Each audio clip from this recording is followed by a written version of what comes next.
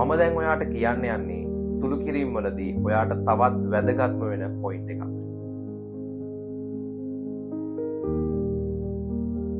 මේ ගානේදී අපිට එකතු කරන්න තියෙනවා, ಗುಣ කරන්න තියෙනවා, වරහණක් තියෙනවා. ඒකෙදි ඔයා මුලින්ම කරන්න ඕනේ මෙන්න මේ එකතු කිරීම. ಗುಣ කිරීම පහ එහෙම්ම ලියලා ඊට පස්සේ අපි කරන්න ඕනේ මෙන්න මේ 7යි 5යි ಗುಣ කරන එක. හැබැයි දැන් ඔයාලට මතක් වෙනවා ඇති මම කලින් වීඩියෝ එක කියලා තිබුණා එකතු කිරීමයි ಗುಣ කිරීමයි තිබුණොත් මුලින්ම ಗುಣ කිරීම කරන්න ඕනේ කියලා.